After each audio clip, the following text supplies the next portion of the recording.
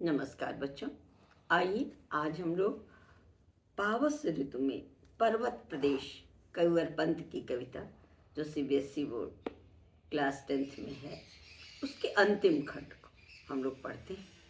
बेटा, अंतिम खंड जो आपकी पुस्तक में दिया गया है वो मोस्ट इम्पॉर्टेंट, वेरी इम्पॉर्टेंट, इसलिए इसको आप पूरी तरह तैयार कर लें। ऐसे तो पूरी कविता ही अपने आप में अनूठी है। प्रकृति के गत्यात्मक चित्रण को पल पर परिवर्तित होते हुए रूप सौंदर्य को कवि ने लिया है, लेकिन ये खंड वेरी इंपॉर्टेंट है, इसलिए इसको ध्यान से सुनें। पुस्तक अवश्य खोल लें, मैं भी पुस्तक सामने रखी हूँ बच्चों। चलिए।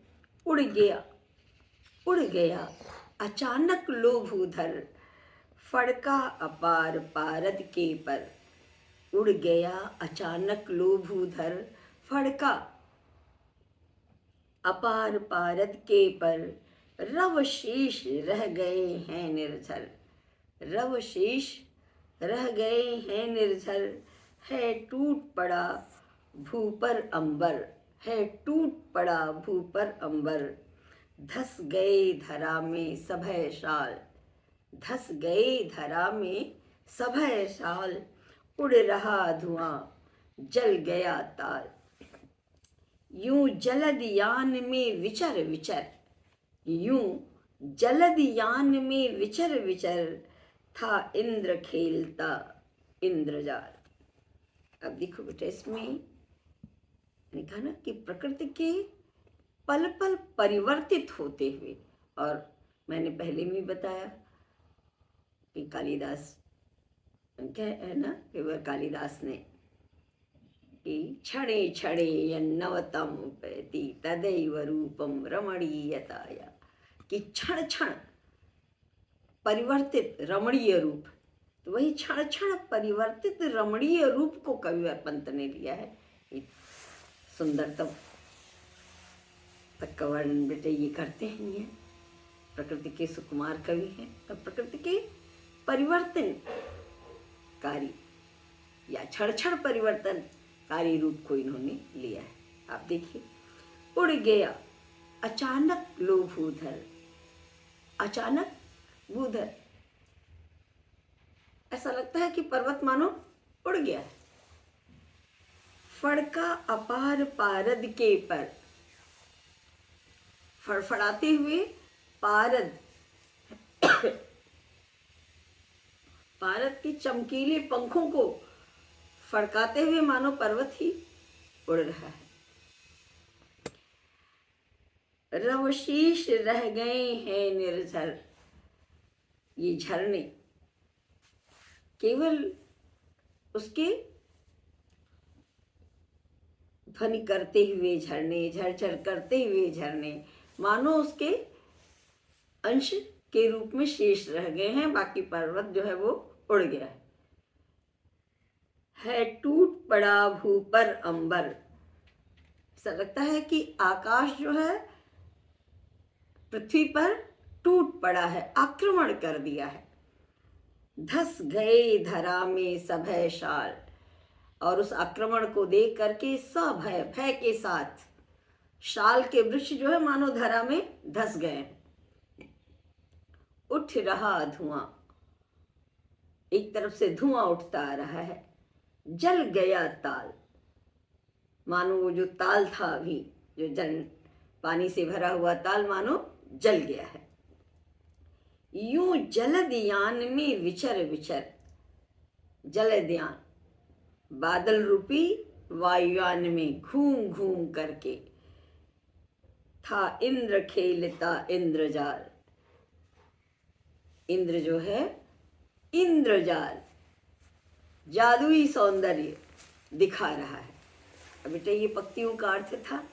अब इसको समझने के लिए आप मेरी बात को ध्यान से थोड़ा सुनेंगे।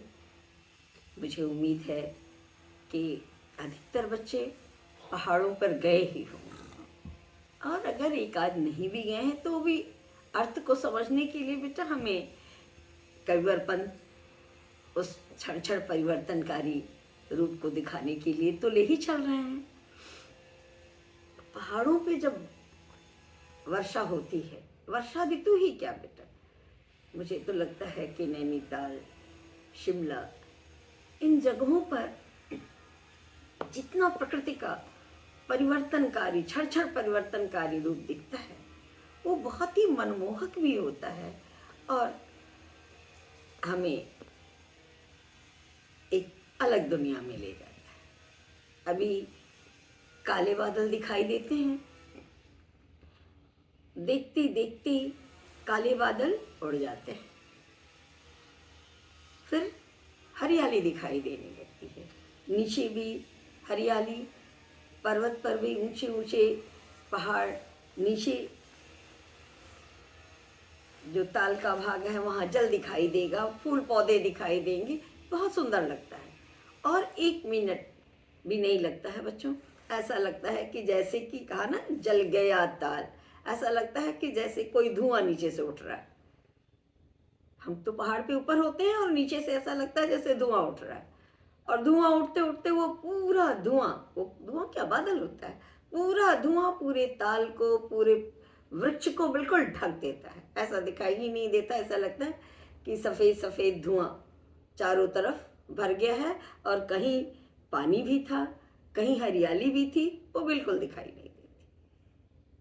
थोड़ी देर बाद आप देखेंगे, 1 मिनट, 2 मिनट, 3 मिनट, इससे ज़्यादा नहीं, थोड़ी देर बाद देखेंगे कि वही वे सफ़ेद बादल उड़ते उड़ते उड़ते उड़ते फिर आपको हरियाली दिखाई देगी। कहीं आप गए, बारिश हो गई, ऐसा लगता है कि अरे अब तो भीग गए हम, लेकिन थोड़ी देर बाद फिर चमकती हुई धूप आ जाती है। तो उसी परिवर्तनकारी, अब बच्चों आपको ये लिखना नहीं, ये मैंने इसलिए बताया कि आप पहले उस पर्वत प्रदेश पे पहुंच जाए। अब आप अर्थ को लिख पाएंगे कि उड़ गया अचानक लोभूधर। अभी पर्वत दिखाई दे रहा था, अभी जो है लगता है कि पारद के पर, पारद जैसे चमकीले पर माने पंख को फड़फड़ा करके भूधर उड़ गया, क्योंकि सफेद सफेद बादल उड़ते जा रहे हैं, ऐसा लगता है कि पर्वत ही उड़ता हुआ चला जा रहा है। और पर्वत के निशानी में रव शेष, ये रव माने आवाज करते हुए, ये झरने ही मानो वहाँ रुके हुए हैं, बाकी पर्वत मानो पारद जैसे चमकीले सफेद बादल रूपी पंखों को उड़ाते हुए उड़ गए। है टूट पड़ा भू पर अंबर, अचानक बारिश होने लगी। मैंने कहा बेटा ना, आप तो यही लिखेंगे केवल इतना, अचानक मूसलाधार बारिश होने लगी। ऐसा लगता है कि जैसे आकाश बारिश नहीं कर रहे हैं, ये झड़ती हुई बूंदें मानो पृथ्वी पर आक्रमण कर दी हैं, इतनी तेज बारिश हो रही है। और शाल के पेड़ एक जगह धसे हुए, ठिठुरे हुए दिखाई दे रहे हैं, ऐसा लगता है कि अचानक आकाश के आक्रमण से सब है भयभीत शाल धरा में धसे हुए से हैं।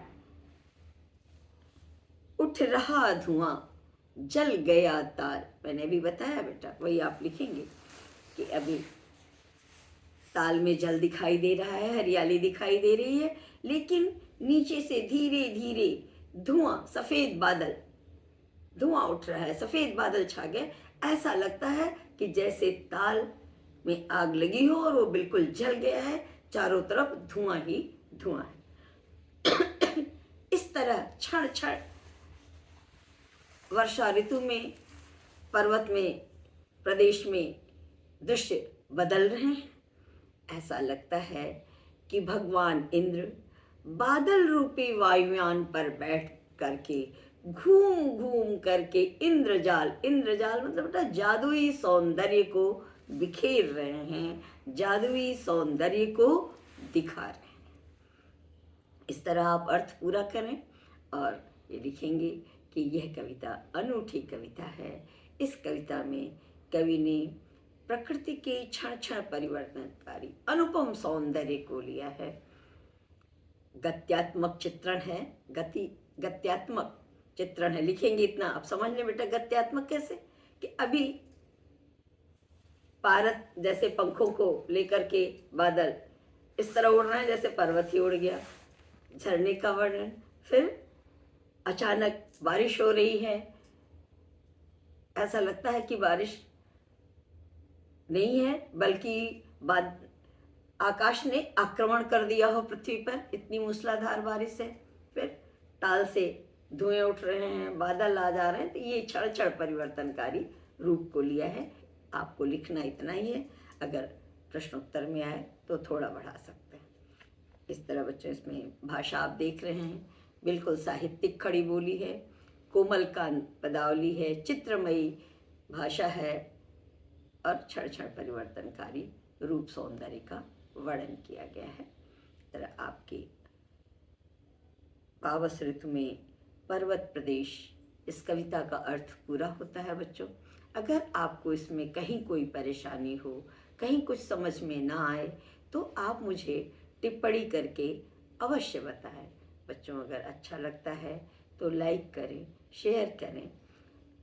एग्ज़ाम आपके नज़दीक आ गए हैं, आप मुझसे क्या पूछना चाहते हैं, कहाँ परेशानी है, व्याकरण में है, कहाँ है, वो आप टिप्पणी करें तो मैं पहले उसको बता दूंगी। मुझे सुनने के लिए बच्चों बहुत बहुत धन्यवाद।